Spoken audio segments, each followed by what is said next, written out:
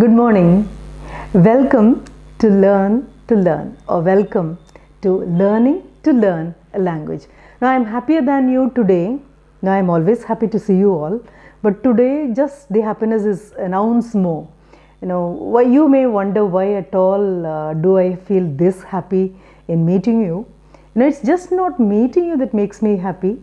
It makes me happier to share with you something which is very, very close to my heart, something very dear to my heart, which I always love talking about or sharing with anyone of any age. And I'm happier because it happens to be the adolescence of your age.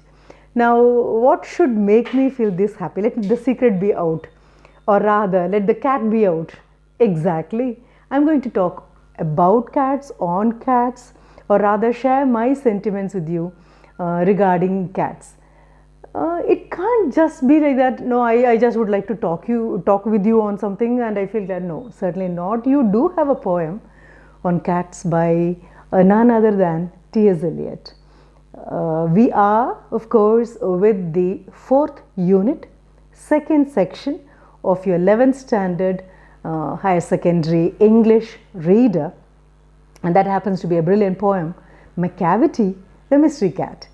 What has this poem got to do with me? When I was of your age, I was extremely fond of this poem. I was rather fond of even T.S.Eliot before I came to know who he is and all the greatness of his literary produce. I was just madly in admiration with him for the plain reason he wrote on cats. I love cats. Now, they are so sublime in their attitude, so secretive, so special, and sometimes you really wonder whether you understood a cat. And they are so enigmatic. They are always a kind of a paradox. When you feel they love you so much, they just walk away without paying the least heed to whatever you say. And when you really feel they are 100% independent, they don't just care for your love, they come and insist on getting cuddled. Now, this particular poem impressed me a lot, but before that, even your poem starts with a kind of a warming up, and the warming up happens to be a beautiful quotable quote from French language. It just goes thus: dogs may be prose, or a dog may be prose. Cat is poetry. Now, I have already told you, poetry happens to be the beautiful words put in the beautiful order, or the most beautiful order. Now, I do not know whether you are a cat person or a dog person, but as long as you are an animal person, you may be in a position to fathom why I love cats this much. Maybe I was an Egyptian in my previous birth, because the Egyptians loved cat and they continue loving cat.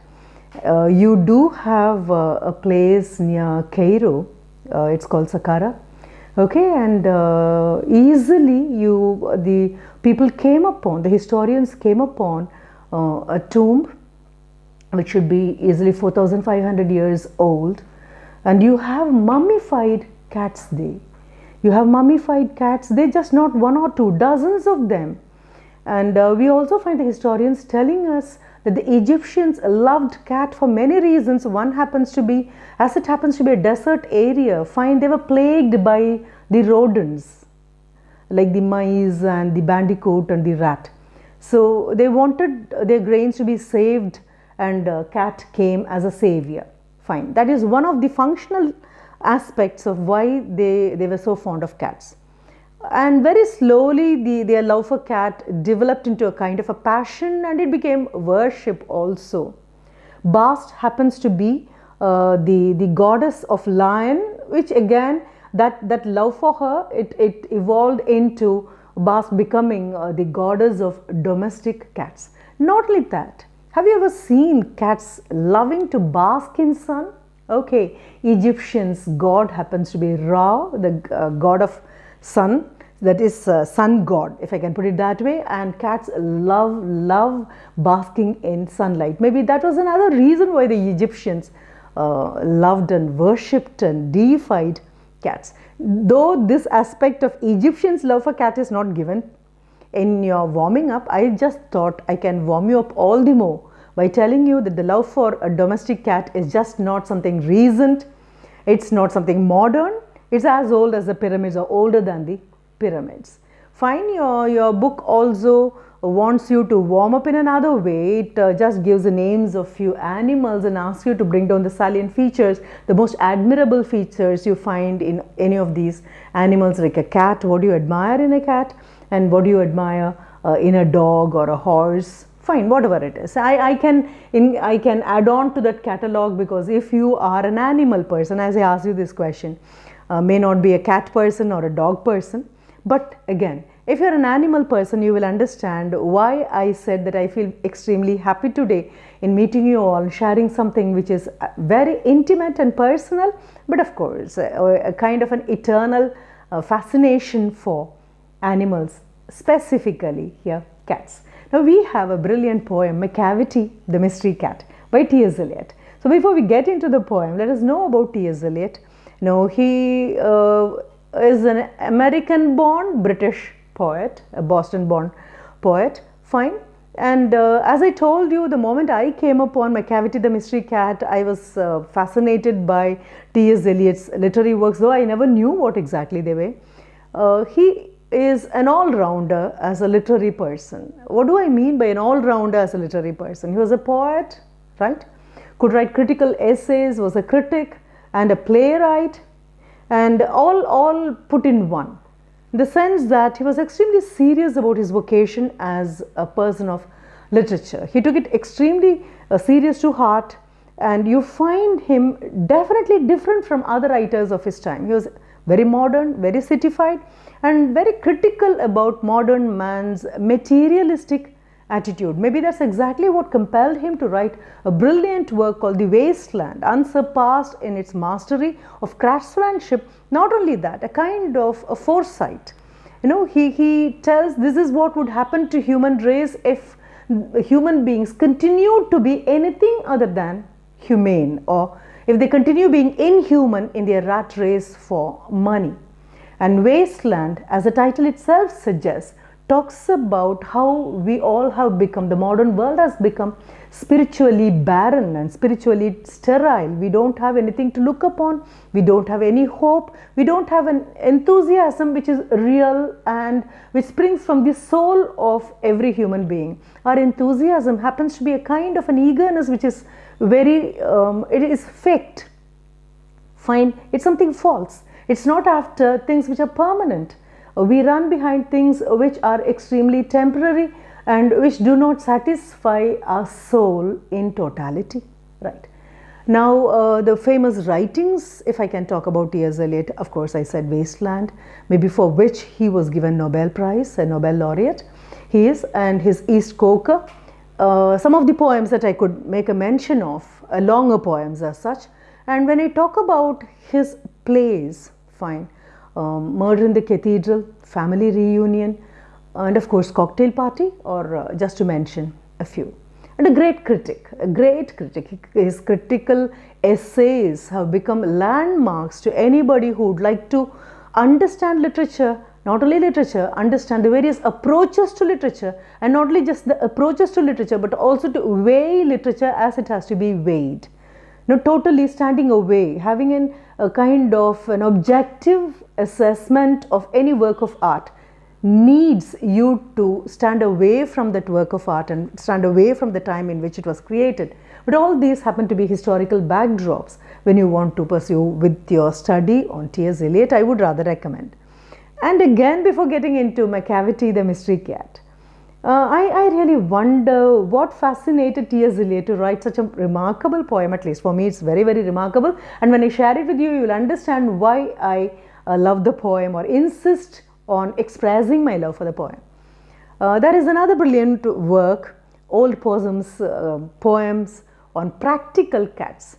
Now, you may really wonder, what do you mean by practical cats? Maybe that's exactly what I meant when I said they are extremely independent, they are unpredictable, they are original in their thinking. Practical cats, that is, they are not the shelf sort of animals. Now, what do I mean by shelf sort of animals? Like even dogs, right? you can befriend a dog very easily. Dogs are very loyal. You have one long catalog of all the attributes of dog if you're a dog lover.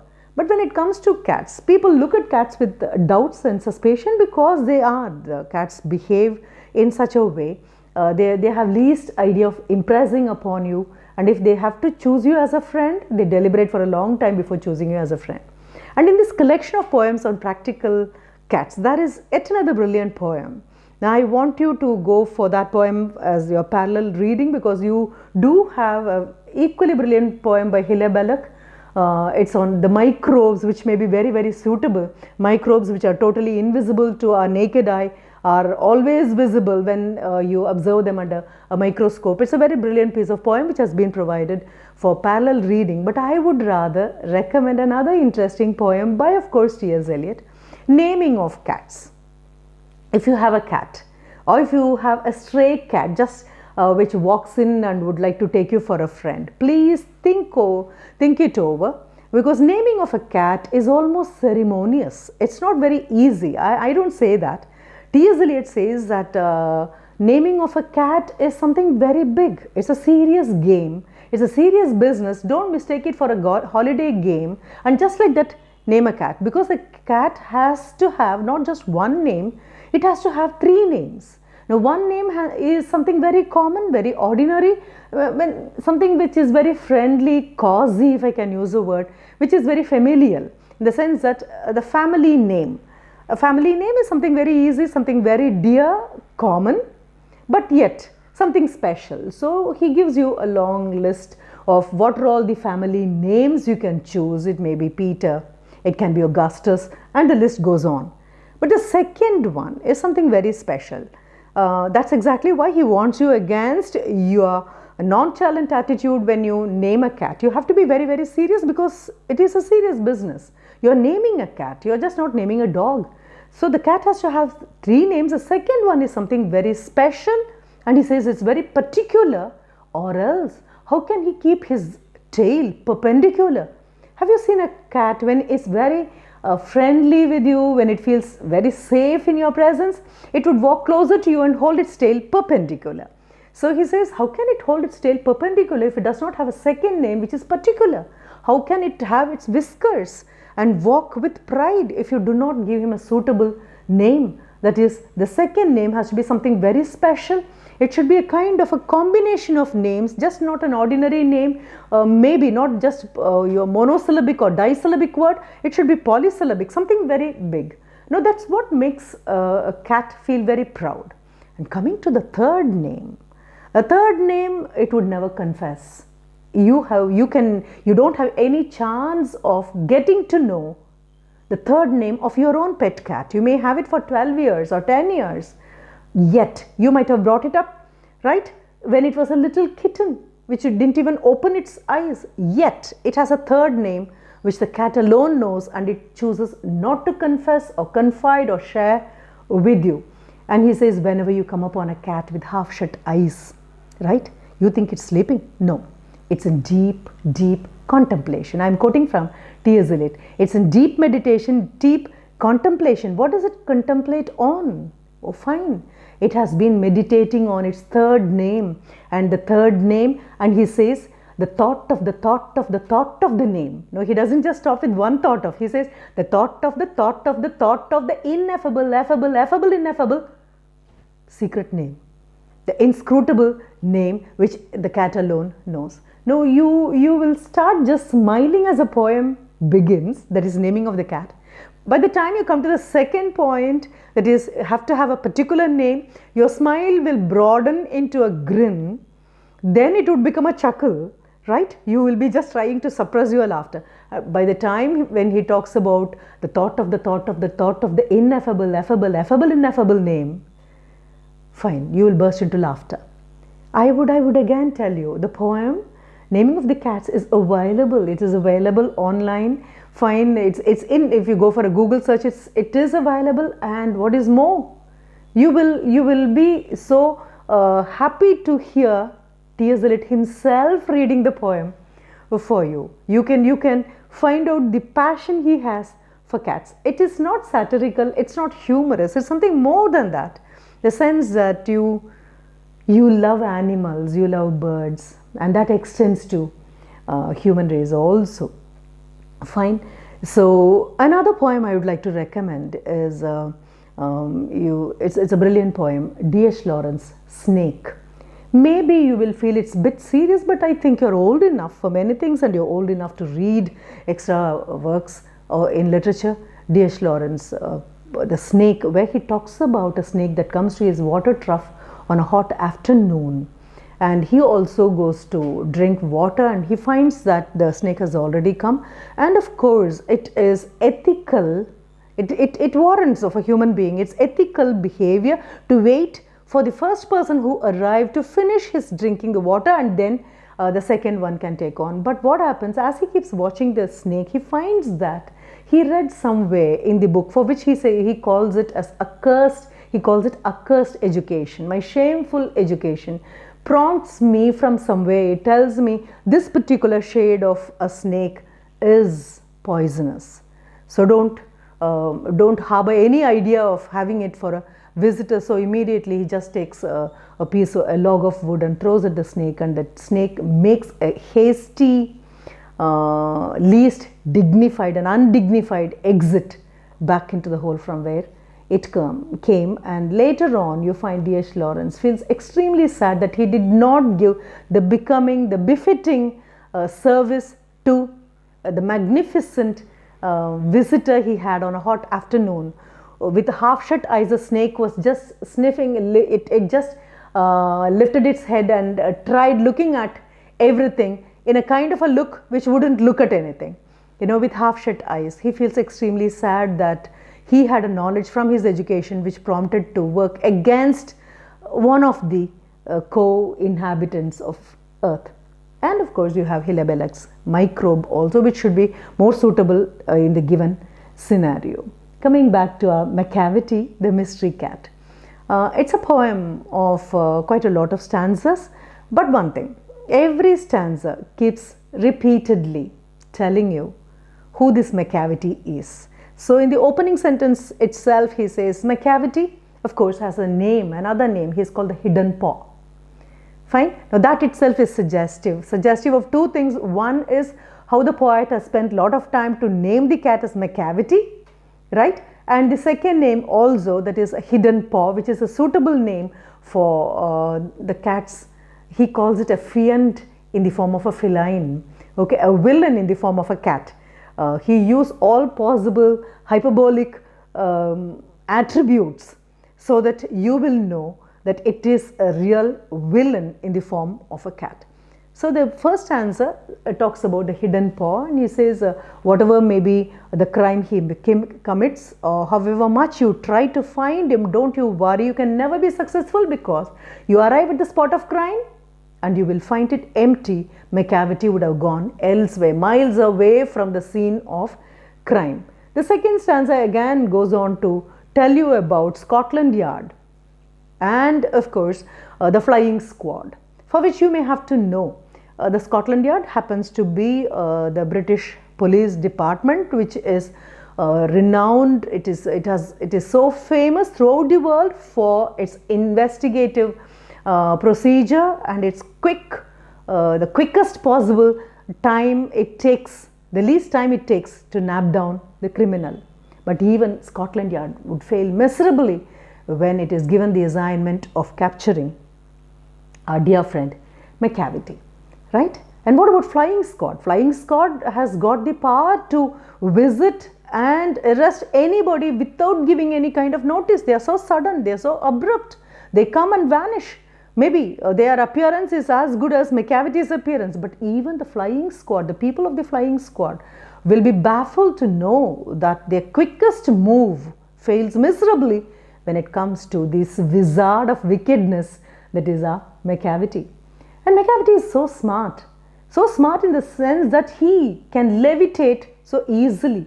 If you are a passionate reader of Harry Potter, you will know that in book 1, how in the school of magic Hogwarts, the children are taught how to make an object levitate, right? They use a magic wand in their hand, and of course they have to say something, and immediately, if their focus is intense and if their focus is correct, fine, immediately the object which is right before them, it may be a feather, it may be a person, it may be a pen or a book, it would immediately defy the laws of gravitation and float in mid-air. That's what you call levitation, right? And MACAVITY can levitate. It can just float in mid-air and disappear from your eyesight. Does it just levitate? It doesn't stop with that. It defies even the law of gravitation. And it is scientifically proven that if a cat happens to fall from even a 30-storied building, don't worry, this feline would, after 10 minutes, will be happily walking down the road from exactly, it would have fallen. Had it been any other creature, that would have become its symmetry.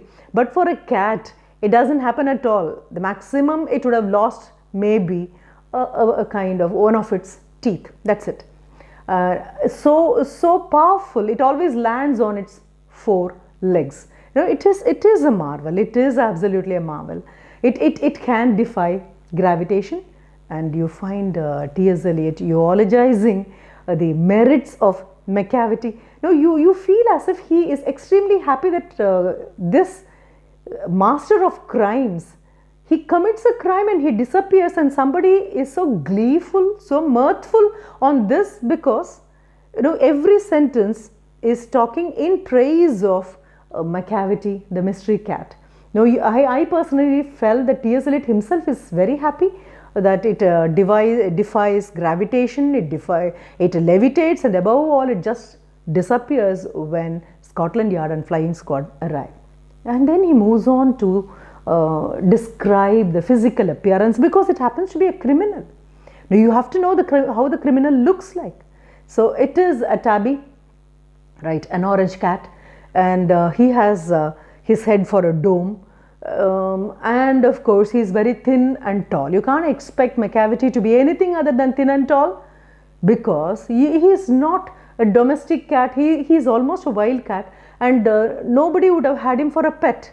Had he been had for a pet, he would have been healthier than what he appears to be. But here you have him as a tall one, of course, with all whiskers, everything is beautiful. Now he goes on to explain the inexplicable attributes of MACAVITY.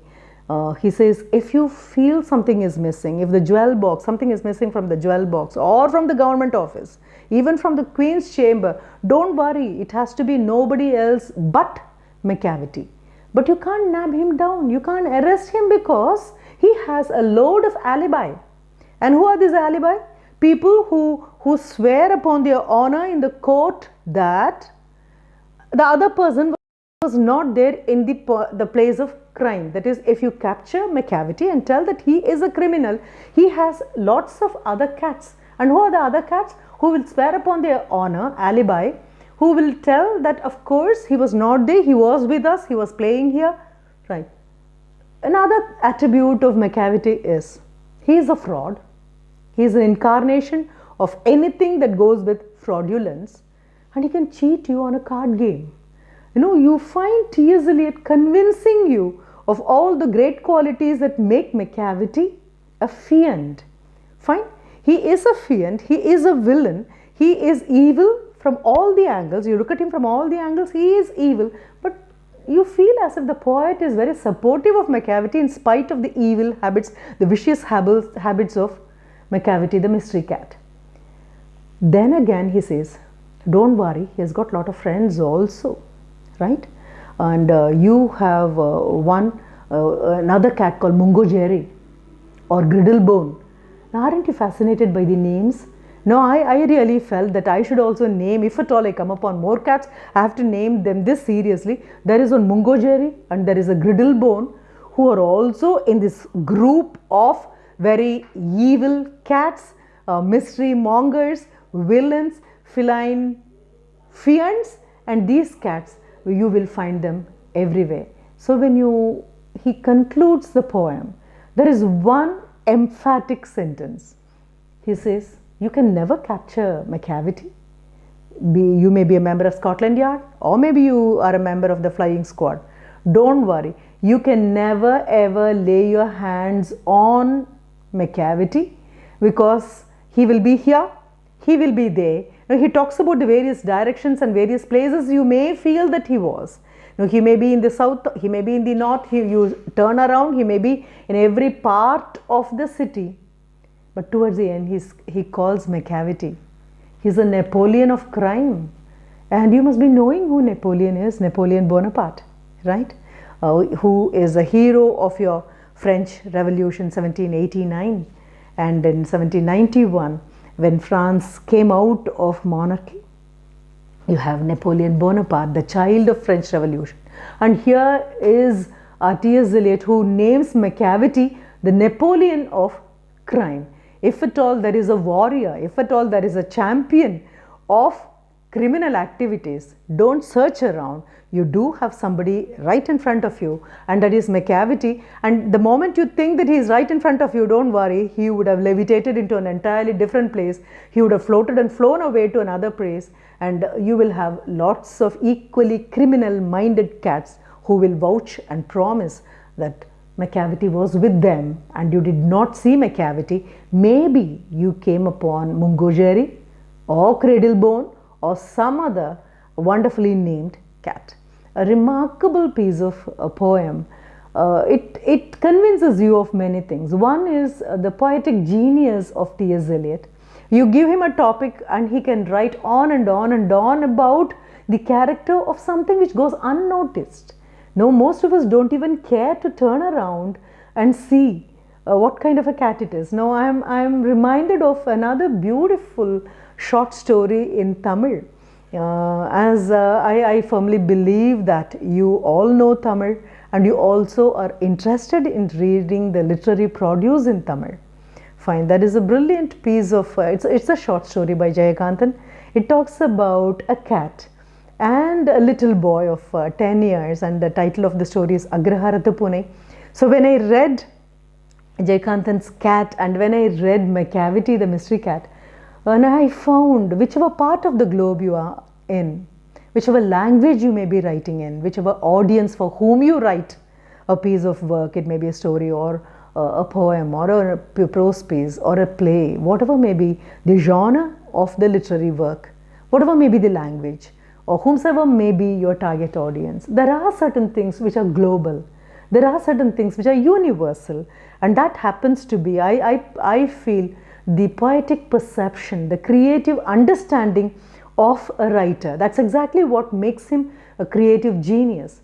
Now, how the person is able to leave his human form, enter into the psyche of an animal, think like it, think for it, and think with it, and convince a reading audience that these are all the co-mates, people, the inmates of this planet, the co-inhabitants of the planet, who should be taken very seriously to heart, who should be observed, analyzed, and appreciated, so that we maintain our mental peace, so that we get a chance to smile and giggle and laugh, so that we feel always on the upbeat, even when situation can press you down to depression.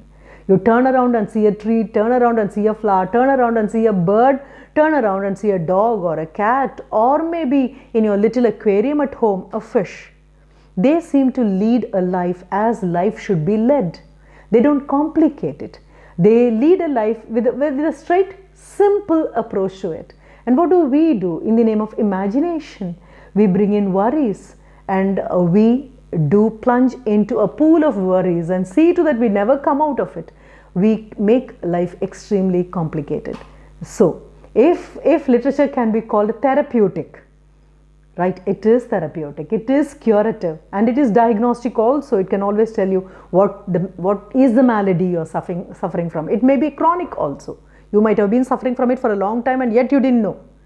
When that is the case, these poems like MACAVITY or D.H. Lawrence, Snake, or again T.S.Eliot's naming a cat, or Hilary Belloc's The Microbe, or as I told you, Jayakanthan's Agraharata Pune, all these come back and shake you out of your self-imposed slumber, wake you up or help you to wake up and tell you life is worth living.